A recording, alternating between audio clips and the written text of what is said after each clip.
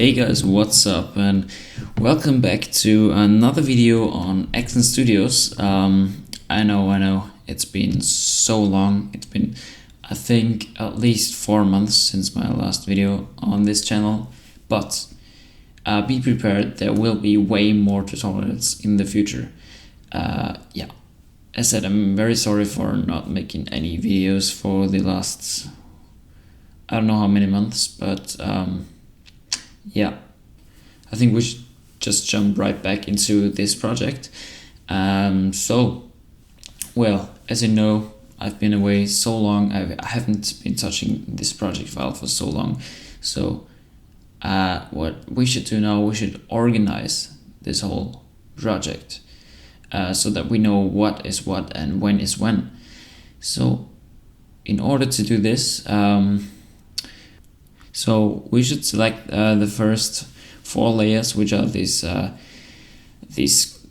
quarters of the background in the beginning, and by unclicking this eye icon, it will disappear, so we can see if it's used or not and where it's used. And yeah, it's a pretty useful pretty useful tool. And now we need to check out when we won't need these squares anymore, which is exactly here. So now by selecting all those 4 layers, pressing Option and back bracket, you will cut the layers. For me it's Option and 9 because you know, I've changed them in my preferences, but you can do that too if you want to, but I'm using Mac and I don't have brackets on my keyboard, so that's why I did change it. If you want to change it, I will probably make some tutorial soon in the future, or you can just look up some tutorial on YouTube. There are plenty of tutorials too there. So anyway, let's see what the other layers are for. So the next one looks like it is this square in the middle, but actually when we hide it, we can see nothing changed. What we can do now is I can see it's this red square in the middle, and also something very useful is selecting the layer and pressing U in order to show or hide all keyframes at this layer. Okay. Let's see. Okay, here we don't need it anymore, so I can just select it, do the same thing again, pressing Option and back bracket to cut the layer, and then move on to the next one, which is this disappearing square in the beginning.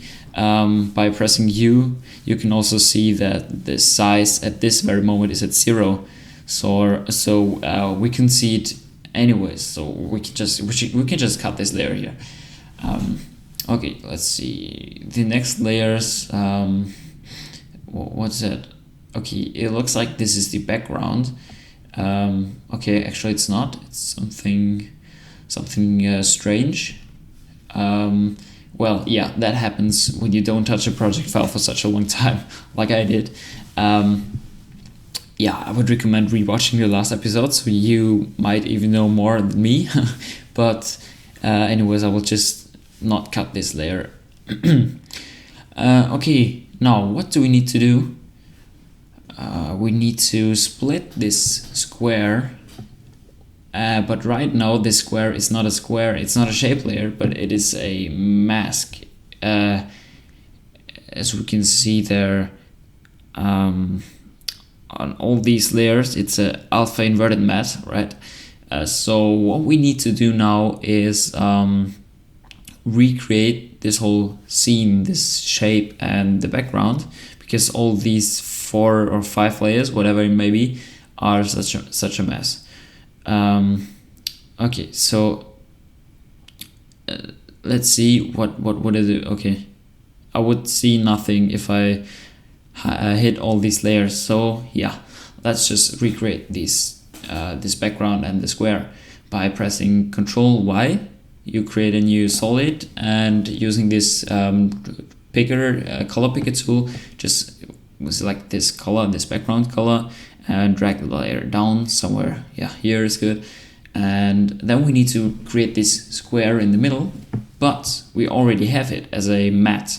So we can just duplicate that by pressing Ctrl D and drag it down above the background and make it visible. As we can see up there in the fill thing, the fill is red, so we need to pick the square color, the actual square color again. Okay. And now we can try to cut all these layers, and then as we can see, nothing. Oh, okay.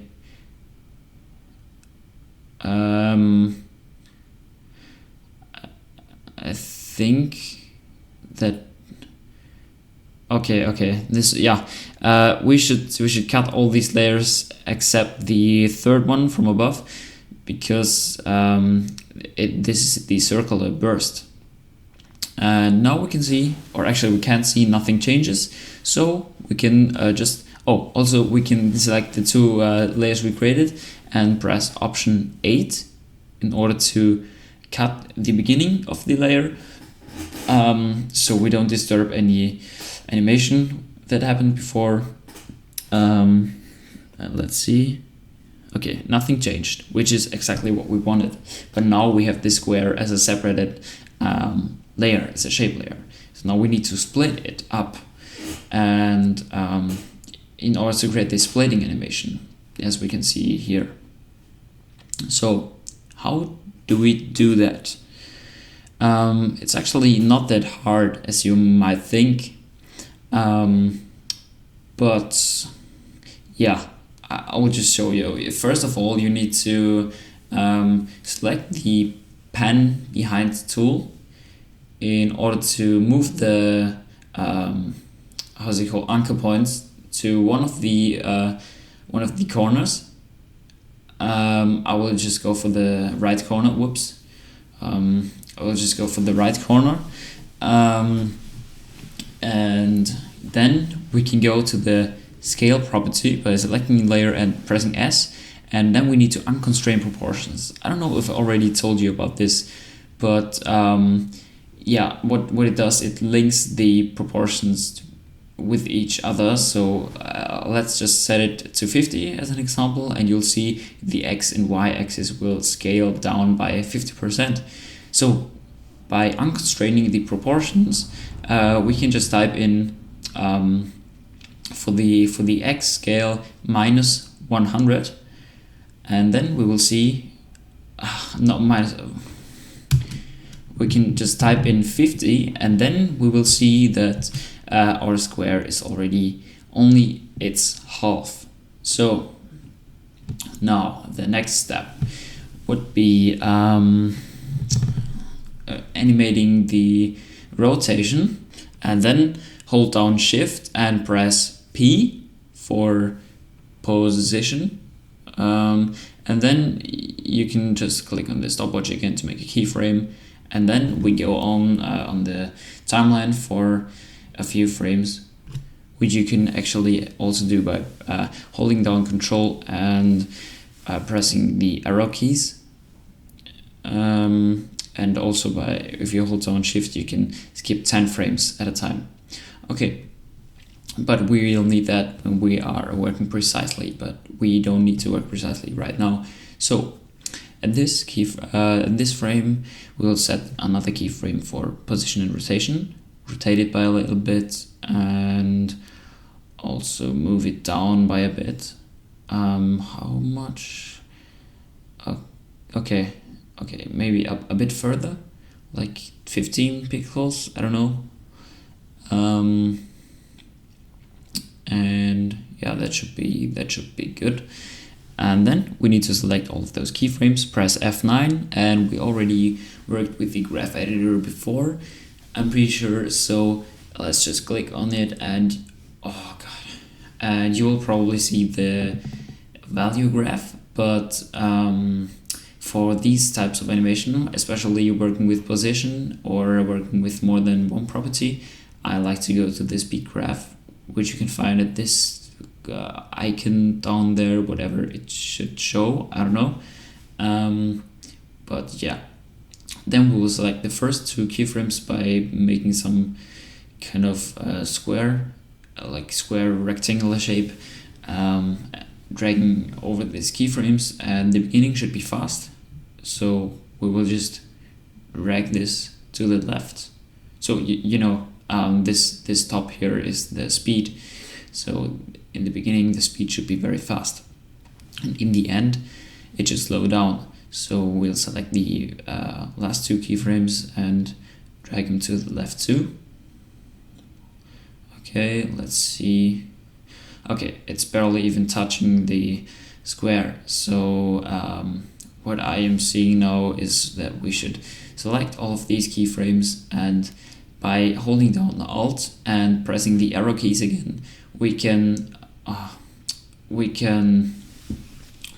move all of those keyframes to the right.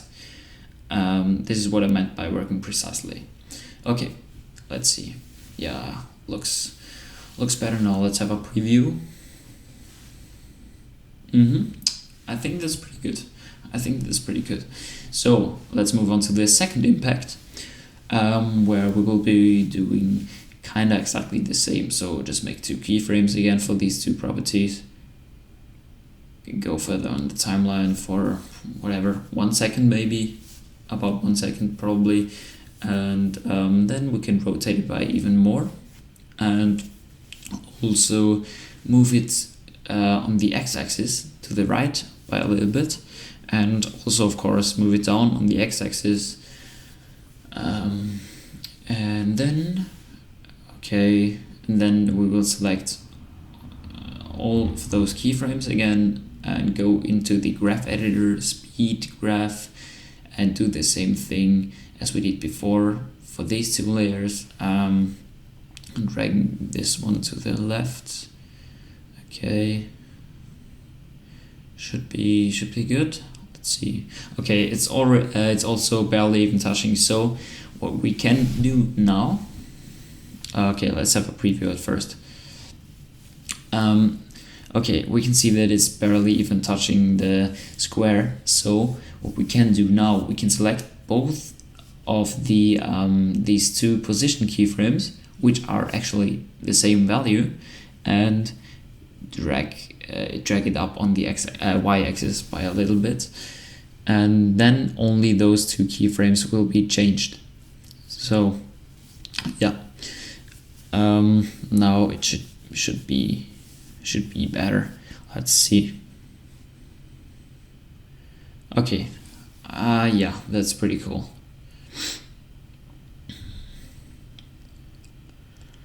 So now in order to duplicate this half and flip it, we need to first duplicate it, and then we can parent it. We already did a bit of parenting in the last episode.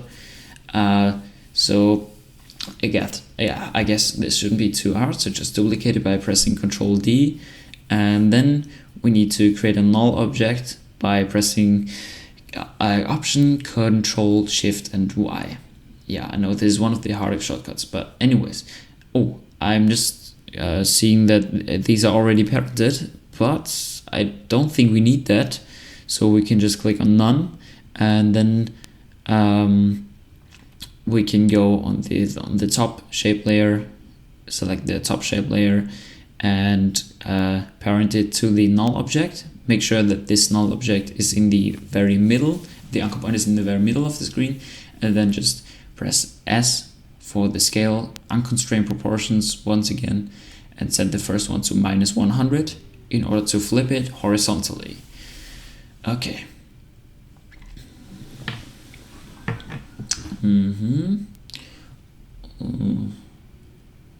Yep, this is exactly what we wanted to do. So yeah, as you can see now, the square gets split pretty smoothly. Okay, as a next step, let's have a look at the animation again at comp 1. Okay, and here, okay, the next thing would be these accents, like this circle burst and this how can we say, these traces of the circle. And yeah, that's actually pretty easy to make because we already made a quick introduction to matting and masking. So let's see at which point. Probably, I think it was the second impact. Yep, after the second impact there should be this circle burst. So in order to do that, we just create a new circle by selecting the ellipse tool, by either pressing Q or just pressing long and clicking ellipse tool, left click, and then we will create an ellipse holding down Control and Shift or Command Shift in Mac. And yeah, that should be good. And again, we need to change the fill. I'll not be picky with the colors. They're already a bit ugly, so it doesn't matter anyways. This is just for tutorial purposes. And yeah, we don't need a stroke, so we'll just set this to none. And yeah, with the pen behind tool, we need to change the anchor point, set it to the middle once again. And yeah, let's make it a little bit bigger by probably 20%. Yeah, that's cool. And now we need to animate the scale by making a keyframe at the scale, pressing the stopwatch, and then we can drag this keyframe forward by holding down Alt and Shift. Then it gets dragged forwards by 10 frames each time you click it, and then make another keyframe with 0%. And then of course select them again, press F9, go into the graph editor, and then we do the exact opposite, the exact same thing again by making it fast in the beginning and slow down in the end. Okay, should look like somehow like this.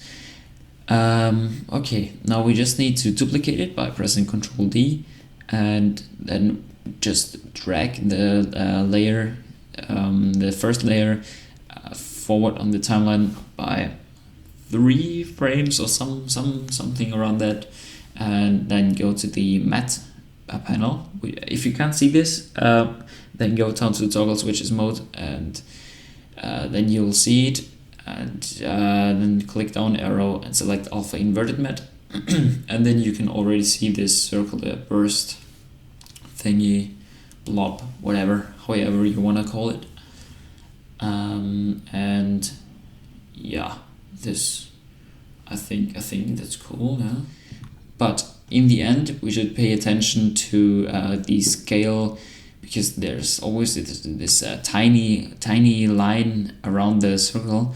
So you should, I don't know why it exists, but you should just do it. Just drag the scale up by 1% or maybe even 2%, because we can still see it. 122 should be cool. And now, okay, now it's gone. That's cool. Let's have a quick preview. That's exactly what we want. Okay. And now we need to create these other 2 accents, these these traces, these 2, which shouldn't be too hard because we already worked with trim paths before.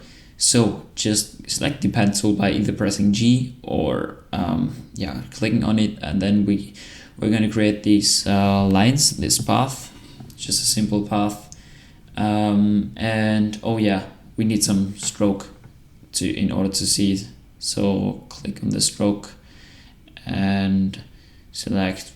I'll just pick the color of the circle, of the ball. Click OK, and then maybe set it to 7, 8, 9. 9 is cool. Okay, now we need to trim paths. You probably also already know how to do that. So just go down, pressing this little arrow, and then add trim paths. Go down again and make a keyframe.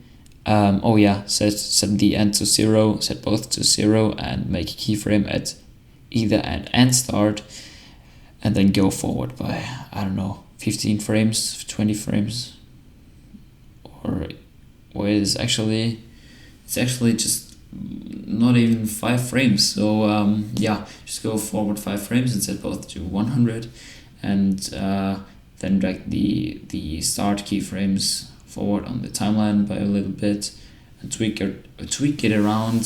Press F9, go into the graph editor, and now in the beginning it should be slower than it is in the end, but we need to tweak this a little more. This is a bit too fast, I think, and a bit too late. Yeah, let's make it a little longer, the line, by and it's a bit too fast in my opinion. I don't know, but let's see. I'll just tweak around in the graph editor a little bit, making it slow in the beginning and faster in the end.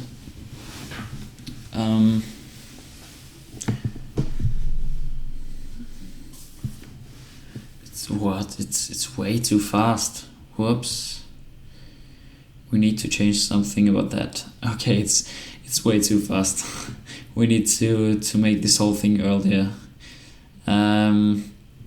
And also select the layer and press G, select one, and then press Ctrl A in order to select all the path, the vector points, and then we can drag the whole path a bit further on the x-axis, a bit higher. Okay, and the keyframes, we need to change something about that.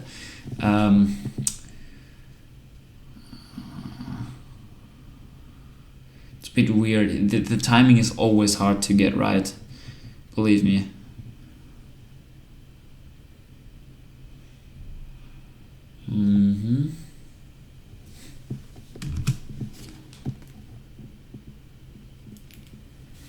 Okay, I think I'm okay with that. So now, in order to make a second one, just duplicate it to the left by a little bit, and yeah, make it a bit shorter, whatever, and then it should be finished.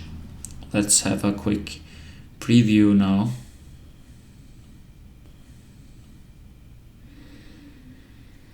Yeah, okay. I'm not too glad with it, but for tutorial purposes, it is okay. I hope you do better with these accents. But yeah, for the next tutorial, we will probably do this text, the learn animation text, and yeah, something from here, maybe the MoGraph level text, probably. Because that's a pretty cool effect that many don't know. It's a secret trick. And yeah, I hope to see you in my next tutorial. Leave a comment, leave a like, leave whatever, share it in order to support me, and yeah, bye.